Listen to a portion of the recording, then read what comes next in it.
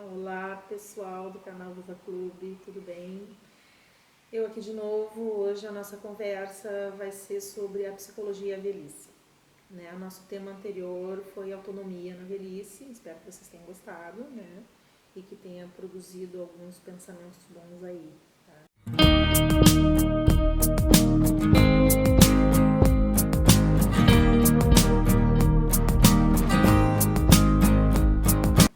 Nosso tema agora inclui o conceito da psicologia na questão do envelhecimento, né?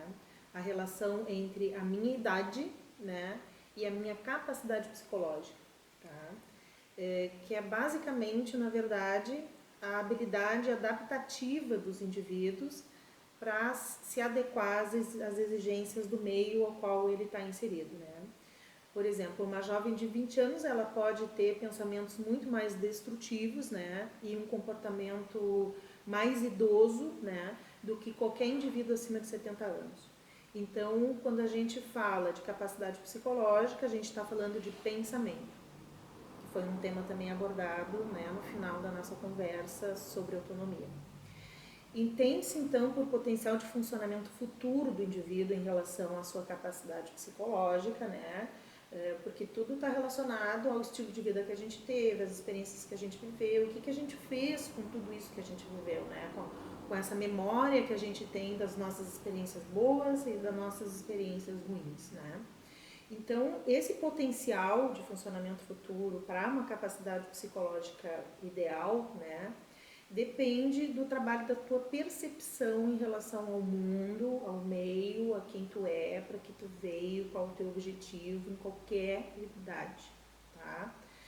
A busca de contínua aprendizagem, quer dizer, ler, buscar saber. Hoje em dia a gente tem, né, um montante de espaços aí pela web em busca de conceitos, de pessoas falando a respeito de muitos temas, e leituras, né? A forma como eu busco aprender cada vez mais me capacita psicologicamente cada vez mais, né? E trabalhar a memória, né? E o controle emocional. O trabalho da memória existem também, se vocês procurarem pela web, né, muitos temas e muitas pessoas falando que tipos de atividades a gente pode desenvolver para trabalhar a memória, né? E lembrando da questão do pensamento positivo, né, trabalhar a memória com menos lembranças de pensamentos ou experiências ruins e mais lembranças, né, de experiências e vivências boas, tá?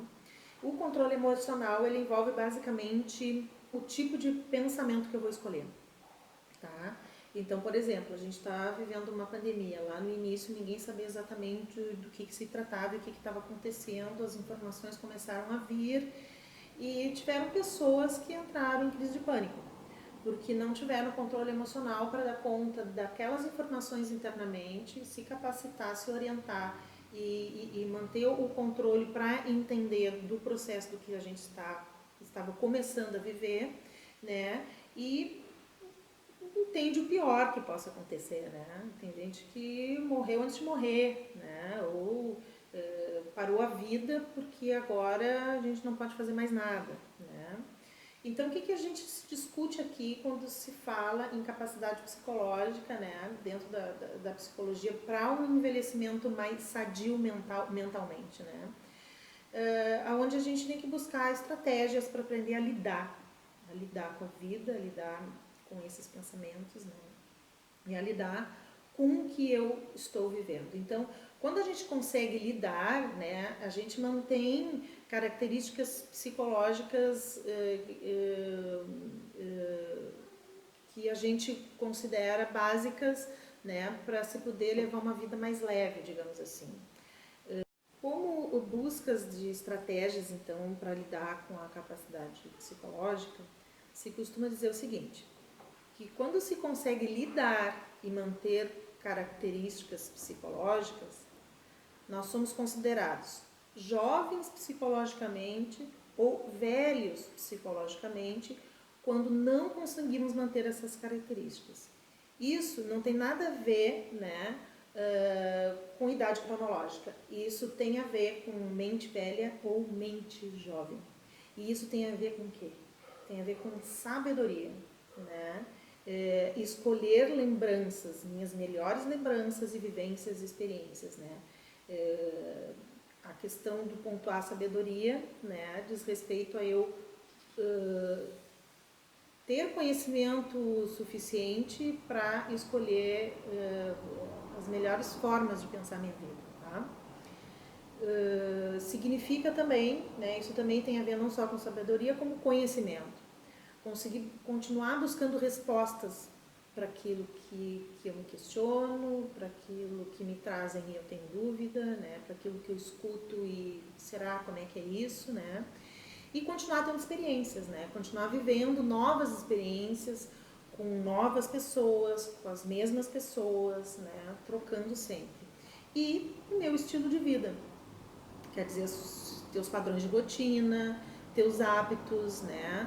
Adaptados ao teu dia a dia, reconhecer os limites, né? Reconhecer até onde eu posso. E os meus hábitos e rotinas, a gente está diante, na verdade, de escolhas que a gente faz, de rotinas, hábitos que a gente pode ter durante o nosso dia, mais ou menos autônomos, né?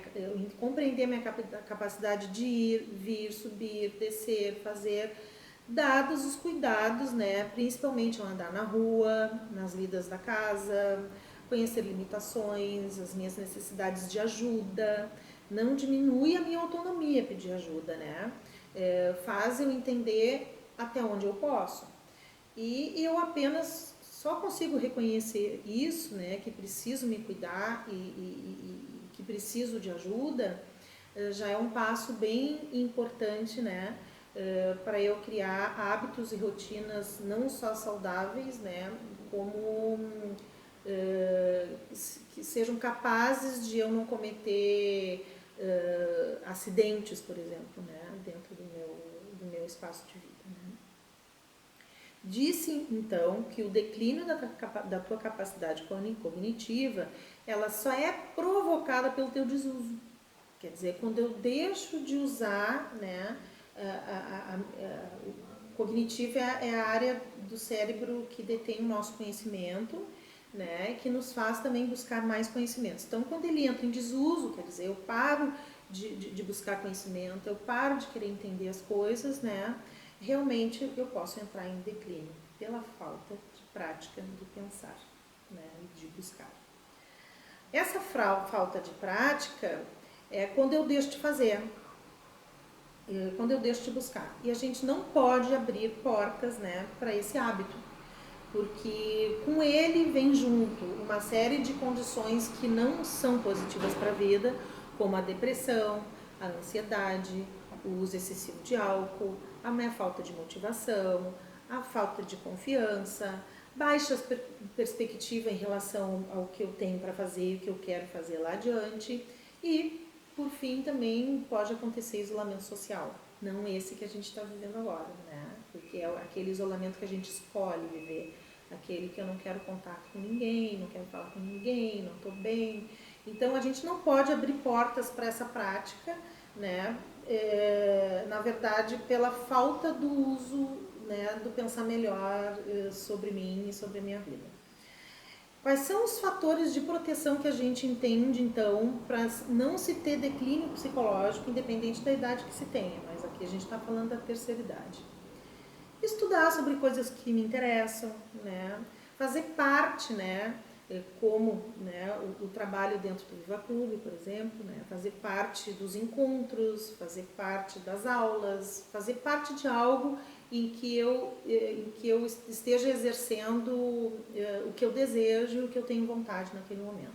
Movimentar-se, né, dar limites, é extremamente importante, dar limites aos filhos, aos netos, ao marido, à mulher, a todo mundo que nos cerca. E os melhores pensamentos sempre, né? Aqueles que eu já venho repetindo, já falei, trouxe na fala anterior e falo nessa novamente. Ter pensamentos positivos. Mudar, então, assim, tem uma questão importante sobre essa questão do mudar, que diz assim, ó, mudar alguns padrões de comportamento desenvolvidos ao longo da vida que nos paralisam. Que comportamentos podem nos paralisar? vou trazer como exemplo, assim, existem várias condições de vida dentro das famílias, né? E existem aquelas famílias em que os netos são, praticamente, as avós são obrigadas a ficar com seus netos. Então, tais dias da semana, eles vão para casa da avó porque os pais precisam que eu fique. Não que não possa fazê-lo, mas eu entendo que ter os netos como obrigação, né, incapacita a gente de tê-los, né, com mais prazer, porque cria, na verdade, um hábito de se desenvolver algumas habilidades ou questões com os netos naquele dia e naquelas horas, e isso me tira do meu mundo, me tira do meu fazer, me tira do meu cotidiano, tá? Eu sei que existem vários tipos de avós. Tem avós que acolhem isso, que para elas não tem problema nenhum, e tem outras que deixam de fazer suas coisas, né, e entendem que isso é uma obrigação. Então, quando a gente entende que é uma obrigação, né, esse tipo de hábito nos paralisa. Eu trouxe isso como exemplo, mas poderia citar qualquer outra coisa que nos paralisa. Por exemplo, assistir canais de TV que só tem programas que demandam notícias ruins. É um hábito que paralisa, porque a minha mente vai ficar tomada só do que de pior está acontecendo no mundo. E o que tem de melhor eu esqueço, tá? E o que a gente tem que buscar, né, para poder nos capacitar mais psicologicamente, psiquicamente, para uma vida mais leve e mais sadia emocionalmente? Autoeficácia, né? Autoeficácia é a capacidade que a gente tem de exercer controle sobre a nossa própria vida, sobre o meu ir e vir. O nosso processo de envelhecimento, ele deve conter escolhas de comportamentos que sejam eficazes, né? Porque tem estudos atuais que sugerem que os idosos podem apresentar uma capacidade imensa de se adaptar a situações novas e de pensar várias estratégias que sirvam como fatores protetores para eles mesmos, né? Então a gente tem que buscar desenvolver isso, mesmo que seja tendo um caderninho para anotar o que é melhor para mim, de que forma eu posso fazer melhor, né? O que eu posso desenvolver mais, né? O que eu posso trocar com outras pessoas. Então, faça uma lista aí dos seus fatores protetores, né? Aqueles que você acha que vai lhe ajudar, né, a manter, né, um equilíbrio psíquico e emocional com uma velhice mais leve, mais tranquila, mais cuidando de mim, mais olhando para o meu espaço. Não estou falando de egoísmo, né? Estou falando da capacidade da pessoa se autorreger de forma eficaz para ela mesma, tá? Nós temos mais vídeos vindo por aí. Espero que vocês tenham gostado dessa fala. Espero ter contribuído para mexer com alguma questão aí. E a gente vai se vendo e se falando por aqui. Então, mais uma vez, obrigado pela escuta, obrigado pelo espaço. Um bom dia para todo mundo.